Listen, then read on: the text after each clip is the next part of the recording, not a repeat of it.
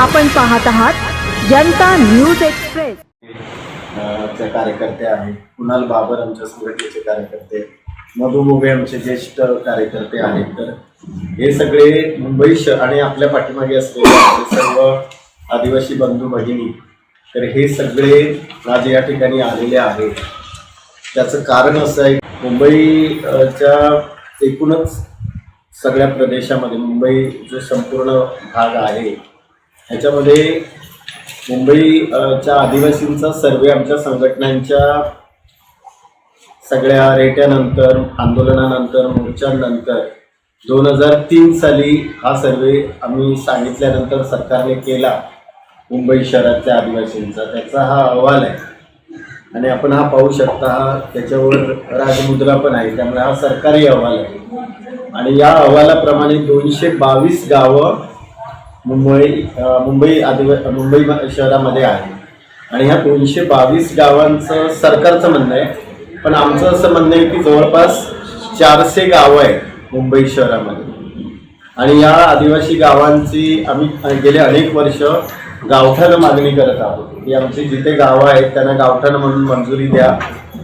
आणि आताचे जे वर्तमान मुख्यमंत्री आहेत आपल्या राज्याचे, त्यांनी अगोदर सांगितलं होतं, पूर्वी जेव्हा ते 1995ला मुख्यमंत्री होते त्या काळामध्ये वगैरे, तर अनेकदा त्यांनी ह्या गोष्टींचा उल्लेख केला होता की मुंबई शहरामधल्या आदिवासी लोकांच्या गावठाणांना आम्ही मंजुरी देणार, तर ती काय अद्याप मिळालेली नाही। दुसरा एक प्रमुख मुद्दा असा आहे की आम्ही ज्या भागामध्ये राहतो तिथे आजही हिरवगार जंगल आहे, जे जंगल वेगवेगळ्या कारणास्तव आता काढून घेण्यात येत आहे आमच्याकडून, आणि हे आम्ही सहन करणार नाही। हेही आपल्या मार्फत आम्हाला शासनाला सांगायचं आहे की आम्ही आमची जंगलं तुम्हाला देणार नाही, कारण ज्या जंगलांमध्ये आमची गावं आहेत तिथे आमचे देवं आहेत, तिथे आमची शेतीवाडी आहे, तिथे आमची घरं आहेत, आणि ही सगळी जी आमच्या वाडवडिलांची आदिवासी समाजाची जी परंपरागत वहिवाट आहे ते तुम्हाला कोणत्याही कारणाने उद्ध्वस्त करता येणार नाही, असं आम्ही या पत्रकार परिषदेच्या निमित्तानं सरकारला सांगू इच्छितो। दुसरी एक सगळ्यात महत्त्वाची गोष्ट आहे की जसा हा सर्वे झाला तसाच एक नव्यानं परत सर्वे व्हावा, आणि जी आता आदिवासी समाजाची संख्या वाढलेली आहे, मुलं बाळं वाढलेली आहे, तर तेही सेन्ससवर येऊन बजेट त्याप्रमाणे वाढावं आणि त्या पद्धतीनं नवीन बजेट अलोकेट केलं जावं मुंबई शहरात राहणाऱ्या आदिवासींच्या विकासासाठी। तर त्यासाठी आम्ही 21 मार्च 2025ला मोर्चा काढला होता आझाद मैदानमध्ये, आणि त्या मोर्चाच्या वेळेला आम्ही आदिवासी मंत्री महोदयांना भेटलो होतो, VK साहेबांना, आणि त्यांनी आमच्या मागण्या मान्य केल्या होत्या। त्याच्यात एक प्रमुख मागणी होती की तुम्ही नव्यानं सर्वे करा म्हणून, तर ती त्यांनी मान्य केली होती। तो सर्वे त्यांनी केला, असं म्हणजे फॉर्म भरायला आले, गावामध्ये सर्वे झाला पाड्यांवर वगैरे, पण नंतर एका ठिकाणी असं सांगितलं, ते सर्वे करणारी जी संस्था होती त्यांनी सांगितलं की आम्हाला परत तुमच्या पाड्यावर यायचं आहे, तुम्हाला सांगितलं गोराई गावामध्ये आम्हाला परत तुमच्या पाड्यावर यायचं आहे। तर हे म्हणाले की काय काम आहे आता, तर ते म्हणाले की परत सर्वे करावा लागेल। तर काय झालं, तर नाही म्हणे जे सर्वे फॉर्म होते ते पाण्यात भिजले। तर म्हणजे अशा ज्या संस्थेला जबाबदारीनं ते सगळं करता येत नाही आहे, अशा संस्थेकडे काय सरकारने ती जबाबदारी सोपवली, हा आमचा प्रश्न आहे। आणि तो सर्वे खरं तर आत्ता प्रकाशित झाला पाहिजे होता, कारण नव्यानं आता जे नगरसेवक निवडून आलेले आहेत त्यांना आम्हाला सांगता आलं असतं की आमची लोकसंख्या वाढलेली आहे, तर आता तुम्ही बजेट वाढवा। खरं तर स्थानिक स्वराज्य संस्थांच्या नियमाप्रमाणे 15% राखीव निधी हा तिथल्या अनुसूचित जमातींसाठी म्हणजे आदिवासी समाजासाठी राखीव ठेवायचा असतो। या नियमाप्रमाणे मुंबई महानगरपालिकेने, जो मुंबई महानगरपालिकेचा अर्थसंकल्प सांगितला जातो किंवा जे बजेट आहे ते 75,000 कोटीचं बजेट जेव्हा तुम्ही मांडता, तर त्याच्यातला आमचा जो 15% आदिवासी विकासाचा वाटा आहे तो कुठे आहे? कारण ते आदिवासी गावांमध्ये धड पिण्याचं पाणी नाही आहे, जायला यायला रस्ते नाही आहे, मुलांसाठी किंवा शौचालयांची सोय नाही आहे, तिथे विद्युतीकरण झालेलं नाही आहे रोडच्या कडेने वगैरे, साप वगैरे बिंदास फिरतात, बिबट्यांचा वावर सर्रास आहे, म्हणजे आदिवासींच्या जीवाला धोका आहे हे वारंवार सांगून सुद्धा सरकार त्याची दखल घेत नाही। आणि म्हणून या सगळ्या प्रश्नांना घेऊन आम्ही याची पत्रकार परिषद घ्यायचं ठरवलं होतं. आणि याच्यात अजून काही मुद्दे असे आहेत की संजय गांधी नॅशनल पार्क आणि आरेरुद्ध वसाहतीचा काही भाग हा वन म्हणून घोषित करण्यात आलेला आहे. आणि त्या ठिकाणी फॉरेस्ट राईट ॲक्ट, ज्याला आपण वन हक्क कायदा 2006 जो आहे, त्याची अंमलबजावणी झाली पाहिजे अशी आमची मागणी होती. आणि वन हक्क कायदा 2006ची अंमलबजावणी अजिबात होताना कुठेही दिसत नाही आहे. आम्हाला वनपट्टी मिळालेली नाही आहे. आमच्याकडे असलेल्या जमिनी काढून घेण्याचा सपाटा लावलेला आहे. आता तर ह्या 12 तारीखपासून जानेवारीच्या संजय गांधी नॅशनल पार्कमध्ये जाणारी बस सेवा पण त्यांनी बंद केलेली आहे BSTची. आणि मुलांच्या परीक्षा तोंडावर आलेल्या आहेत.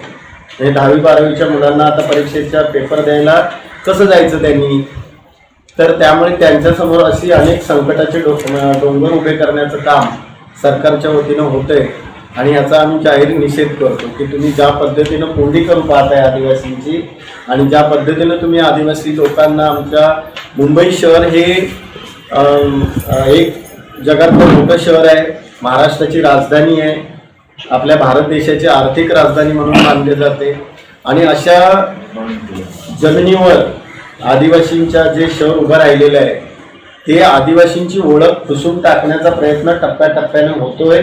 आणि आदिवासी लोकांच्या जमिनी काढून घेण्याचा जो सपाटा लावलेला आहे त्याला आमचा पूर्ण विरोध आहे. कष्टकरी शेतकरी संघटना, श्रमिक मुक्ती आंदोलन, महाराष्ट्र आदिवासी मंच या आमच्या संघटनांच्या मार्फत आम्ही शासनाला सांगू इच्छितो की आम्ही तुम्हाला आमच्या गावठाणांच्या जमिनी, शेत जमिनी आणि आमच्या वहिवटीत असलेल्या परंपरागत कब्जे वहिवाटीत असलेल्या जमिनी आम्ही तुम्हाला देणार नाही. बरोबर ना मंडळी?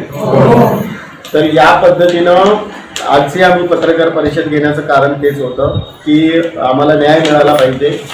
आणि जो अन्याय वारंवार होतोय तो होऊ नये.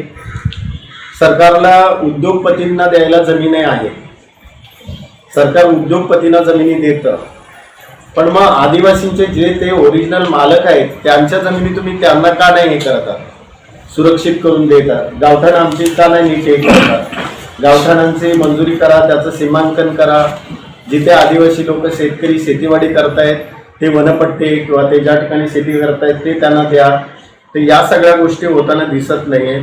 आणि म्हणून आदिवासी समाजामध्ये तीव्र नाराजी आहे. आणि अजून एक असं दिसतं की जे राजकीय पक्ष आहेत वेगवेगळे, आता मुंबईमध्ये तर भरमार आहे आणि प्रत्येक पक्षाची कार्यालय मोठमोठी आहेत, तिथे अनेक पक्ष आहेत. आणि आदिवासी आम्ही मोठ्या संख्येने वोटिंग करतो. आमच्यामध्ये आदिवासी समाजामध्येच जवळजवळ 90 ते 95% मतदान होतं. एकही आदिवासी माणूस चुकून कोणीतरी एखादा राहिला तर, जो कुठे बाहेर गेला असेल किंवा हे झालं तर, जवळजवळ 95% मतदान करणाऱ्या लोकांना 0% किंमत दिली जाते राजकीय व्यासपीठावर. कारण ज्या पद्धतीनं आता ह्या राजकीय पक्ष पार्ट्यांचे जाहीरनामे निघाले होते, त्या कुठल्याही राजकीय पक्ष पार्टीच्या जाहीरनाम्यामध्ये आदिवासींच्या प्रश्नाला प्राथमिकता देण्याचा मुद्दा नव्हता किंवा आदिवासींना न्याय देण्याचा, आदिवासींवर झालेले अन्याय दूर करण्यासाठी आम्ही काहीतरी करू अशा पद्धतीनं कुठल्याही राजकीय दिलेलं नव्हतं. कुठल्याही राजकीय पक्षानं असं आश्वासन दिलेलं नव्हतं. 222 गावं म्हणजे झालं काय, एक जवळजवळ तालुक्यातलं, एका तालुक्याला साधारण 50-60 गावं असतात. 222 म्हणजे एका जिल्ह्याची लोकसंख्या गाव आहे. एका जिल्ह्यामध्ये साधारण 200-250-300 गावं असतात. तर 222 गावं तुम्हीच सांगितले की 222 गावं आहेत. आता ही गावं आहेत, आता ते बाकी कुठे कुठे राहतात ते वेगळंच आहे. म्हणजे जे 1 घर 4 घरं 5 घरं वगैरे, ही गावं जी सरकारने सांगितली 222. आणि हा 2005 साली पब्लिश झालेला सर्वे आहे. 2003 ला केला त्यांनी, तो पब्लिश करत नव्हते म्हणून आम्ही मोर्चे काढले. मोर्चे काढल्यानंतर त्यांनी हा सर्वे अहवाल प्रकाशित केला. मुळात काय होतं की या सगळ्या ह्याच्याबद्दल सरकारला उदासीनता आहे. राजकीय पक्षांना जास्त कुणाची मतदार आहेत तिथे त्यांची पळापळ आहे, तिथे त्यांच्या पाठीमागे ते हे करतात. पण ज्या ठिकाणी आदिवासी समाज आहे तर त्यांना काहीतरी ज्या विशेष सुविधा आहेत, घटनात्मक तरतुदीमध्ये त्यांना जे काही मिळालेलं आहे ते त्यांच्यापर्यंत पोहोचत नाही. सत्ताधाऱ्यांचे जे नगरसेवक आहेत, महिला नगरसेवक, त्याच्यामध्ये कोण आहे का? म्हणजे कोणाला असं कोण आहे का? आम्ही आता सगळ्यांकडेच हे पाहतोय, स्वच्छ याने पाहतोय की सगळेच आमच्या प्रश्नांना, कारण आम्ही कुठल्याच नगरसेवकांच्या विरोधात नाही आहोत. त्यामुळे 227 नगरसेवकांनी एकमुखाने आदिवासी समाजाच्या विकासासाठी सपोर्ट करावा, मदत करावी आणि आदिवासींना न्याय देण्यासाठी आमच्याबरोबर उभं राहावं अशी आमची मागणी म्हणजे अपेक्षा आहे. एक 6 लाखाच्या पुढे लोकसंख्या आदिवासींची मुंबई शहरामध्ये, ओव्हरऑल उपनगर आणि मुंबई दोन्हीकडे. हो, आता हे जातीचे दाखले नसलेल्या सकट सगळे धरले तर ते 10-15 लाखाच्या पलीकडे जाऊ शकते. आणि त्यामुळे इथे प्रचंड मोठ्या संख्येनं लोक आहेत मुंबई शहरात, कारण ही त्यांची गावं पहिल्यापासूनची आहेत. 1957ला जेव्हा उपनगर म्हणून जोडलं गेलं याला, बांद्रा ते दहिसर आणि सायन ते मुलुंड, हे पूर्वी ठाण्यामध्येच होतं. आणि ठाणे हा आदिवासी बहुल जिल्हा आहे. आता पालघर वेगळा झाला, पण मग हा पूर्वीचा जो भाग आहे हा ठाणे जिल्ह्याचाच होता. म्हणजे आदिवासी शहरात गेलेले नाही, शहर आदिवासींच्या घरापर्यंत आलं. शहराची गरज म्हणून ते विस्तारत गेलं आणि मग दखल आमची कोणी घेतच नाही. पुढे मालाड गोराई हे पट्टे आहेत अलीकडचे, तिथे मतदार जास्त कोणाचे, म्हणजे कोळी समाजाचे की आदिवासी? नाही, तसं तर कोळी समाजाचे आहेत जास्त, पण आदिवासी समाजाचेही आहेत. मडलाई प्रचंड 8 गाव आहेत मडला जवळजवळ. गोराईला जवळजवळ तेवढीच 8-9 गावं आहेत. म्हणजे गोराई गावात 8-9 ठिकाणी पाडे आहेत आणि मोठे पाडे आहेत. तर त्यामुळे दोन्हीकडे आहे. आरे कॉलनीमध्ये हे आहे. मुलुंड भांडूपचा जो शकुंतला दळवी राहते तो नॅशनल पार्कचा भाग आहे. आणि परत बाकी ठिकाणी पण आदिवासींची हे आहे, गाव आहे. तर महापौर पद न मिळाल्याबद्दल आदिवासी समाजामध्ये तीव्र नाराजी आहे. कारण ही संधी आम्हाला मिळायला पाहिजे होती. ही यावेळेला आम्हाला संधी मिळणं आवश्यक होतं. तुमच्या राजकीय कुरघोड्यांमध्ये, राजकीय याच्यामध्ये, उलटापालटीमध्ये आणि तुम्ही जे काही राजकीय कुरघोड्या केल्या त्याच्यामध्ये आदिवासींवर अन्याय झालेला आहे. अनुसूचित जमातीसाठीची सोडत यावेळेला निघाली पाहिजे होती, कारण आमचाच यावेळेला हक्क होता आणि आमचा हक्क काढून घेतलेला आहे, आमच्यावर अन्याय झालेला आहे. ही भावना आज मुंबई शहरात राहणाऱ्या प्रत्येक आदिवासीकडे आहे. आणि 1 दिवसाचा आम्ही उपवासही पाळणार आहोत. सरकारला प्रशासनाने असं सांगितलं की किमान दोन प्रभाग आरक्षित असावे एसटी साठी, 3 प्रभाग आरक्षित असावे एसटी साठी, तेव्हा आरक्षणाची सोडत काढता येते. आणि यावेळेस फक्त 2च होते. तर त्याला मग कायदेशीर बाब होती म्हणून ते आल्यावर नियमावर बोट ठेवून सरकार प्रत्येक गोष्टी पळवाटा काढते. आता हे जे नियम आहेत त्यांनी आता सांगितलं ते लक्षात आलं आमच्या की 3 वॉर्ड पाहिजे होते किमान तुमचे राखीव. तर आता खरं तसं बघायला गेलं तर तो जो सर्वे झाला असता तर त्याने 4 वॉर्ड करावे लागले असते आदिवासींना.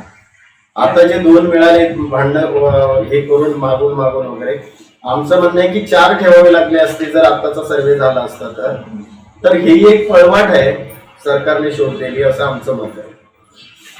या विरोधात तुम्ही काय करणार? आंदोलन आम्ही करणार आहोत. आम्ही आता उन्हाळी अधिवेशन जे होईल त्या उन्हाळी अधिवेशनाच्या याच्यामध्ये आंदोलन करणार आहोत. आमचं एक मुंबई महानगरपालिकेवर जे आता नव्याने सगळे नगरसेवक निवडून येत आहेत या सर्वांचं आम्ही स्वागत करतो. जे महापौर होतील त्यांचंही आम्ही स्वागत करतो. पण त्यांच्या स्वागताला आम्ही सगळेजण आझाद मैदानात येणार आहोत की जो 15% निधी आदिवासी समाजासाठी राखीव ठेवलेला आहे. तर सर्व नगरसेवकांना नवनिर्वाचित जे निवडून आलेले आहेत त्यांना आमची कळकळीची विनंती आहे की 15% निधी जो आहे आदिवासींचा तो आदिवासी गावांसाठी उपलब्ध व्हावा आणि त्या पद्धतीने आदिवासी गावांचा विकास व्हावा. या सर्व संबंधित बाबींवर आपण प्रशासनाला काही पत्रव्यवहार केलाय का? आता खूप सारी पत्र आहेत. आता महापौरच्या निवडीबाबत किंवा नाही, आता तर महापौर ही गेल्या 4-8 दिवसात आता जी कायदेशीर प्रक्रिया पूर्ण झाली त्याबाबत तुम्ही प्रशासनाला पत्रव्यवहार केलात का? आता नाही, आम्ही प्रशासनाला पत्रव्यवहार नाही केलेला आहे. पण आम्ही यापुढचं आमचं जे निवेदन आता जाणार आहे, आम्ही जो महानगरपालिकेवर मोर्चा काढणार आहोत तर त्याच्यामध्ये आम्ही हे सगळं तिथे निवेदन देणार आहोत. आणि हे जे बाकीचे प्रश्न आता जे मी तुमच्या सर्वांच्या समोर मांडले तर ते प्रश्नही गेल्या अनेक वर्षापासून आम्ही मागणी करतो. म्हणजे आता मला असं वाटतं श्रमिक मुक्ती आंदोलनाची आमची सुरुवातच 1983ची आहे. 42-43 वर्ष जवळजवळ या सगळ्या संघर्षाला झालेली आहे आणि तेव्हापासूनचे अनेक अर्ज विनंत्या आपल्या आहेत. 227 प्रभाग आहे आणि एसटीला किती? 2 आहे. 101. आणि किती पाहिजे? आमची 4 मागणी आहे बघा. आरे कॉलनी एक दिलाय त्याने, तो आरे कॉलनीच्या मधोमध दिलाय. त्याच्या बाजूला लागून फिल्टरपाडा आणि मग आमचा जो साई बांगोडा वगैरे मोठी गाव आहे त्याला लागून दिलाय, तो 121 दिलेला आहे. पण मग संजय गांधी नॅशनल पार्क मध्ये 56 गाव आहेत जे 2005 साली आम्ही हायकोर्टामध्ये जेव्हा रिट पिटिशन केलं होतं 2003चं, जे एका पर्यावरणवादी संस्थेनं जेव्हा नॅशनल पार्क मधून आदिवासींना वगैरे सगळ्यांना बाहेर काढावं असं हे केलं होतं, तर मग आम्ही हायकोर्टात गेलो होतो आणि आम्ही आमची बाजू मांडली होती आणि हायकोर्टाने आमची बाजू ऐकून घेऊन आमचा म्हणजे आम्हाला तिथून काढण्याबद्दलचा कोणताही आदेश दिला नाही. आता त्यामुळे 56 गावं आतमध्ये संजय गांधी एससीला मिळालं, ओबीसीला मिळालं त्यांच्याप्रमाणे, एससीला मिळालं, 50% आरक्षण महिलांना मिळालं. असं एसटीला किती पाहिजे होते? 227 मध्ये किमान 4 ठिकाणी आम्हाला हे पाहिजे होतं अशी आमची मागणी. कशी काय केली? हे आता सरकारने का असं केले ते सरकारलाच माहिती, कारण संजय गांधी नॅशनल पार्क मध्ये प्रचंड मोठ्या संख्येने आदिवासी गावं आहेत ज्यांची दखलच घेतली गेलेली नाही. आणि ती खरं तर काय होतं की फक्त मतदानापुरतच आदिवासी समाजाकडे पाहिलं जातं. आणि मी आत्ताच तुम्हाला म्हणालो की जवळजवळ 95% लोक, आता ते 5% पण किरकोळ कुठेतरी कोणी आजूबाजूला कुठे गेला असेल तर, नाहीतर काही गावांमध्ये तर 100% मतदान केलेलं आहे. कारण मतपत्रे जे हे घेऊनच कार्यकर्ते सगळ्यांना घराबाहेर काढतात किंवा जा आणि मतदान करा, ते तुम्हाला कोणाला करायचंय त्याला करा. पाण्याचा काय व्यवस्था आहे? पाड्यांमध्ये दुरावस्था आहे. म्हणजे ही गावं खरं तर मुंबईचं सौंदर्य आहे. म्हणजे बाग बगीचे, तुम्ही राणीची बाग हे करून तिथे नैसर्गिक हे न करता कृत्रिम सगळे प्राणी किंवा गार्डन बनवतात, पण जी नैसर्गिक साधन संपत्ती आहे तर आदिवासी गावं ही बाग बगीचांपेक्षा सुंदर आहेत, त्याला तुम्ही अधिक सुंदर करा. आणि मुंबई शहराचं जर सुंदर काय पाहायचं म्हणजे जर आपण सौंदर्य पाहायचं असेल तर तुम्हाला ते आदिवासी गावांमध्ये दिसेल. तिथला निसर्ग, या ठिकाणी असलेल्या आदिवासी लोकांची शेतीवाडी, तर आदिवासी लोकांना जगण्याची उपजीविकेची साधनं जी आहेत ती काढून घेण्याचं चाललंय, त्यालाही आमचा विरोध आहे. अचूक बातम्या, निपक्षपाती विचार, अन्यायाविरुद्ध वाचा फोडणारे परखड विचारांचे सार्वभौम दैनिक प्रजासत्ताक जनता.